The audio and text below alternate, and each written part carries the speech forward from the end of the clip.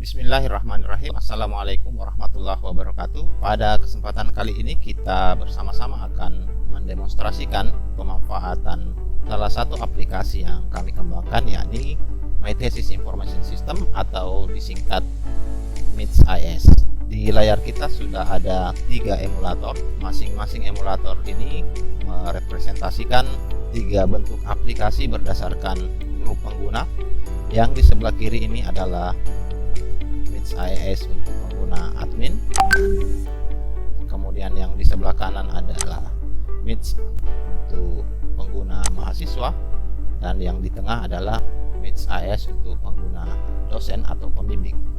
Baik, kita masuk terlebih dahulu ke dalam akun masing-masing pengguna.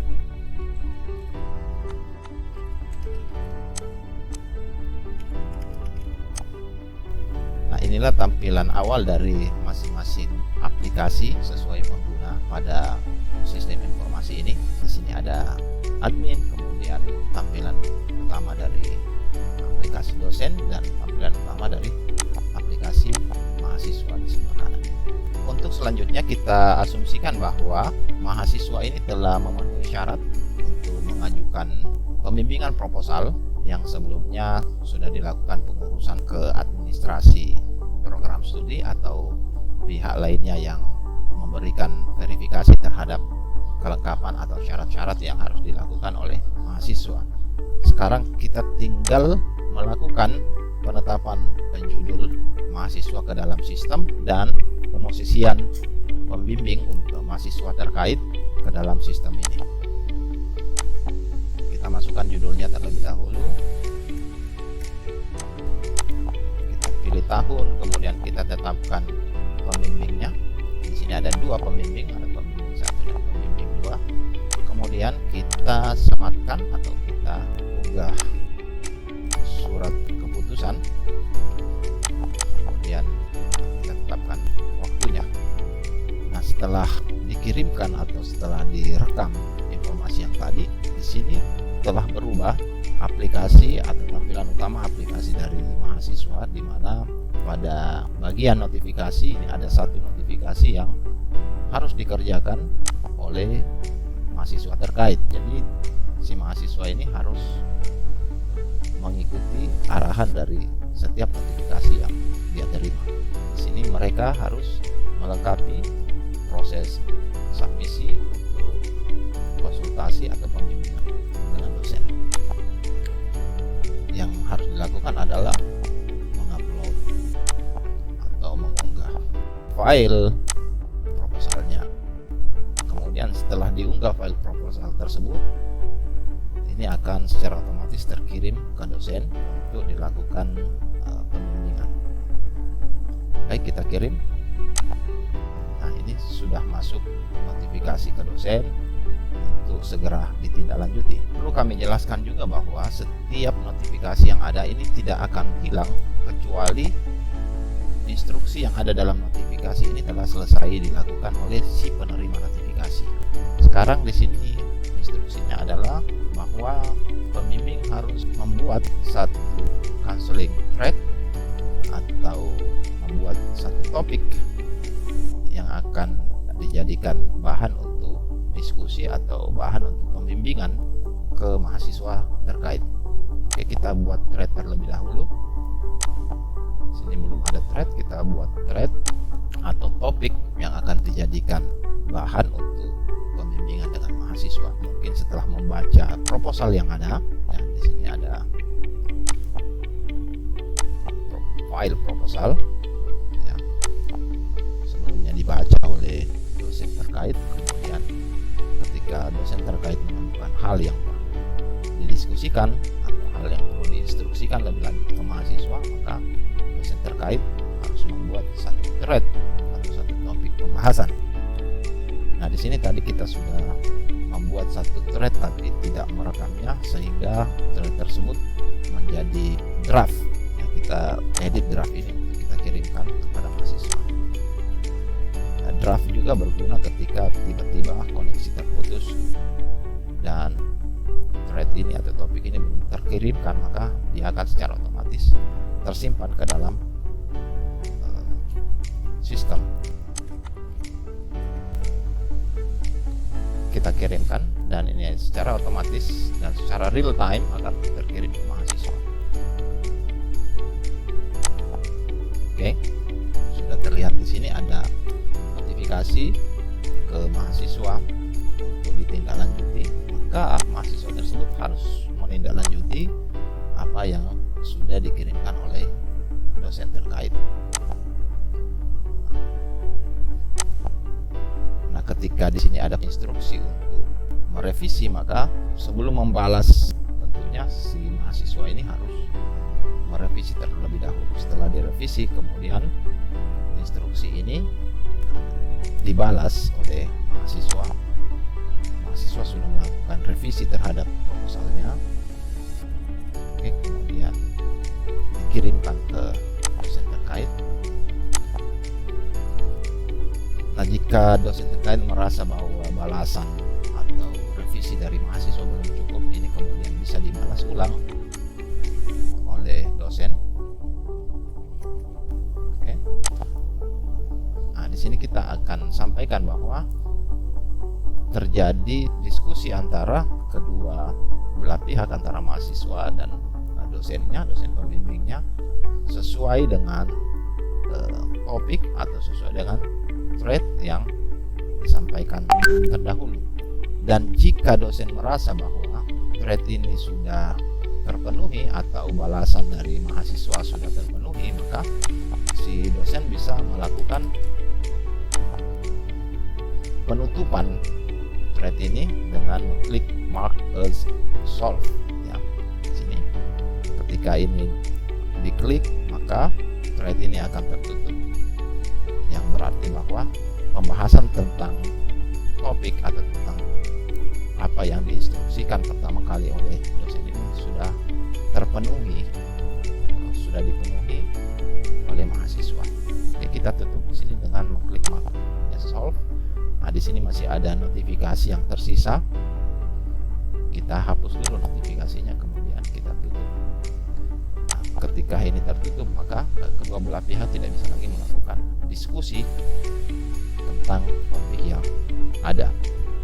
Kemudian dosen pembimbing bisa mempost atau bisa mengirimkan beberapa thread, beberapa topik ke mahasiswa untuk ditindaklanjuti, dan batasan yang ditetapkan oleh administrasi itu minimal 6 topik.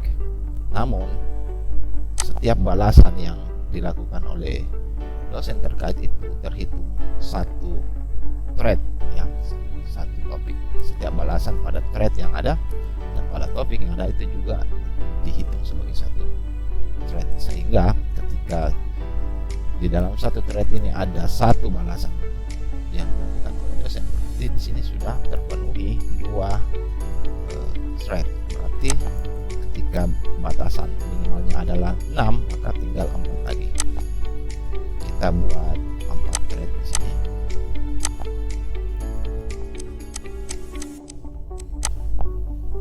Caranya sama dengan pembuatan thread yang pertama tadi.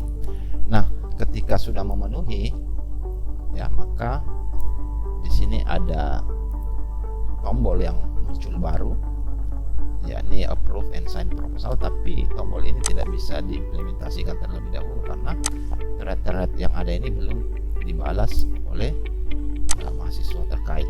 Jadi ya, harus ada respon dulu dari mahasiswa, ya, kita respon dulu semua.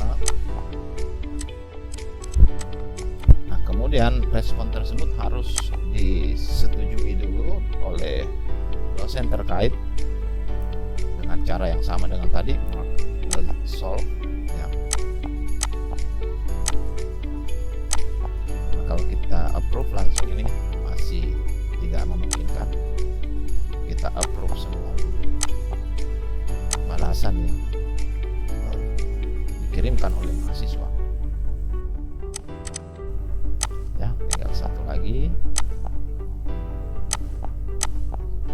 Nah, ketika semua thread ini sudah solve, ya, sudah dibalas dan dilakukan oleh mahasiswa, maka dosen dapat melakukan approval dan menandatangani persetujuan proposal yang diajukan oleh mahasiswa.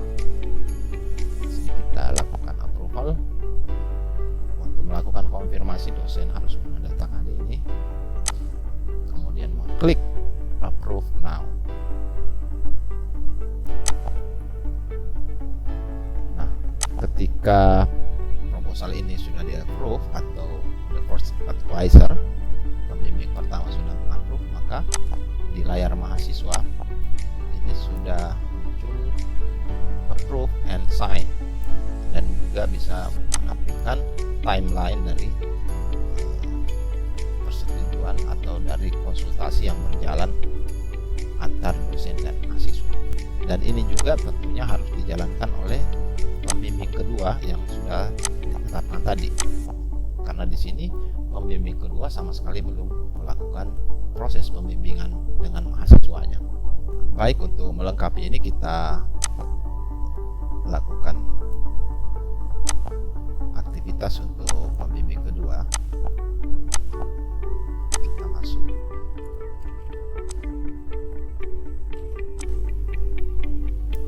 Nah, di sini karena pembimbing kedua terkait sama sekali belum melakukan aktivitas apapun, maka banyak sekali notifikasi yang menjadi tugas kewajiban dari dosen terkait dilakukan. Saya edit profil yang bersangkutan.